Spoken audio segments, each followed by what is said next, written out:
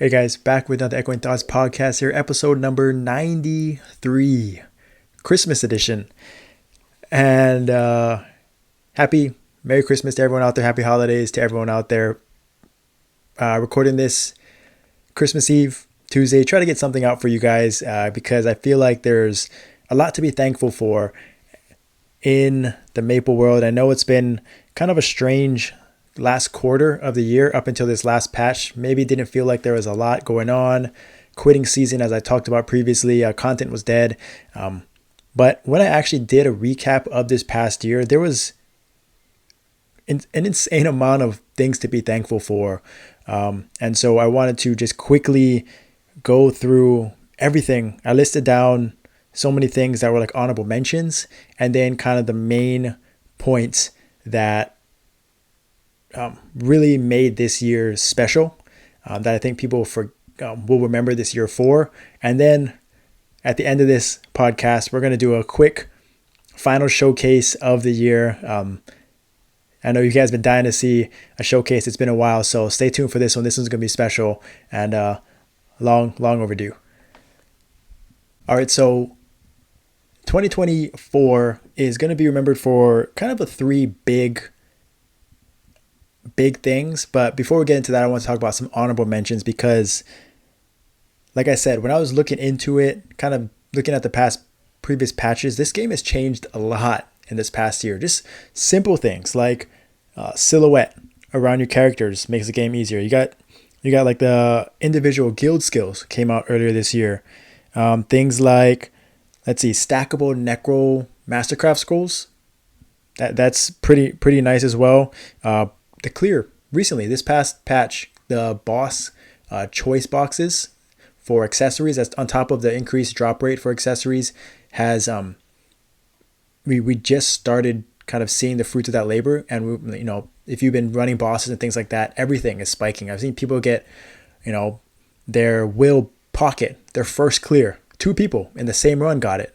I've seen people get gloom rings. I've seen people get primals, everything, just a drop rate is increased. I think that's something to really be thankful for and excited for in 2025, playing the game, no matter if you're a main doing endgame bossing or if you're kind of someone that's still in the middle or anywhere in between. I think everyone benefits from this, and it's something that this is really exciting for, something to be thankful for sure. I wrote down solo mode for Damien, normal mode for Damien. That was kind of overlooked. That was the beginning of the year, and solo mode didn't actually come out until when Will came out. But these are things that really helped increase the player base to access Damien, and it made hard mode Damien even easier when you actually got to that level.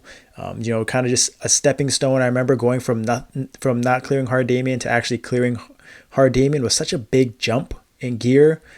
That normal mode really made it easier for people just to play the game and enjoy the boss at a much lower scale, and still get some sort of rewards and still have some sort of progress to kind of hit that next milestone. So I think that was something that happened earlier in the year. Let's see, we also had PC client for Mac and Windows. That's a game changer. I think that's going to be underrated.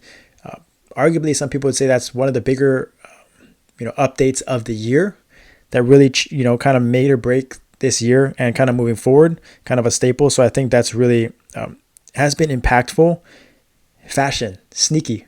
I think fashion is always, going through the patches, there's always snippets that, collaborations, Royal style, they always have new mounts, new damage skins, things like at the beginning of the year, they had the Explorer Cygnus Knights, Cygnus Knights Remaster. It's something that they, kind of we forget about, but that happened in February this year.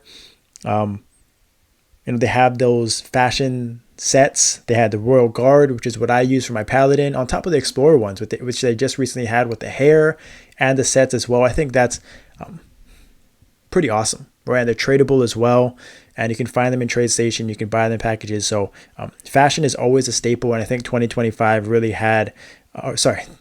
Looking forward, 2024 really had some really kind of rotational fashion pieces that really stick and will stick moving forward. That I think a lot of people enjoyed. Like I said, Cygnus Knights Remaster, That happened in February, just not even a year, right? And people often forget that what these classes were like before and how much stronger they've gotten since. Nightwalkers, Wind Archers, Dawn Warriors, with that Thunderbreakers as well, that all kind of got their time to shine, and so got big buffs there. And something that I like, Pharaoh's Treasure is recent, but kind of a fun weekly event. Pet gains to level 50. Sneaky. That was a good one. I also really like Terror Burning. I hope that's a staple. Really thankful for that. 3 levels per. I hope that's something they move forward with Arrow and new classes, because to be honest, they only had 2 classes this year, Ho Young and Hayato for Anniversary.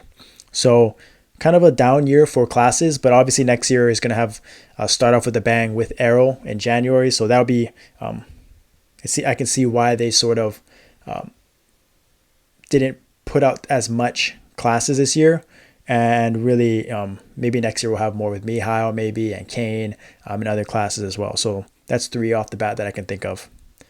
And then now they're just a few last things. Things like in the event shop have gotten better. We've been asking for, maybe Radiant Exalts haven't been always there, but they have experience nodes, which are, the introduction to that is actually massive. Emblem change scrolls they just had in this past one. So at least they're progressing the events. The event shops, Radiant Exalts is now craftable up to 40%. So really think that's a plus as well. And then kind of the last thing that I wrote down that could be another thing that could be up there as kind of the one of the major things that we remember for this year is the bosses. We had 3 new bosses this year on top of the normal mode and the solo mode for Damien. We had Lucid, Will, and Gloom.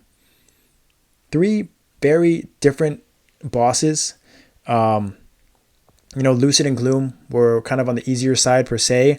Kind of first day clears type of things, first week clears. Will actually was a first week clear for us as well. It took a little bit longer, the first 15-minute fight out there.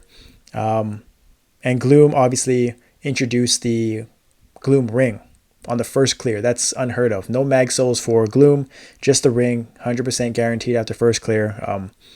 That's something to be thankful for, because I remember, we're still trying to get people to get clears, their first clear for that. I think that is sort of the honorable mentions. And then after this, we'll talk about kind of the 3. I categorize them into 3 different sections, categories, but there's obviously a lot that encompassed it. And the first one I'm going to talk about is, EXP. And if you guys made it all the way to the end of the video, I appreciate it. Thank you so much. Don't forget to like and subscribe and join the Discord community. The Echo Clan community is growing, the best community in the game right now. And if you want to take your gameplay to the next level, improve your gameplay, do more damage, do more DPS, you definitely want to subscribe. The first 7 days are free and you're going to get full access to everything in the channel. So you definitely want to check that out. Thank you guys so much. I'll see you guys next time.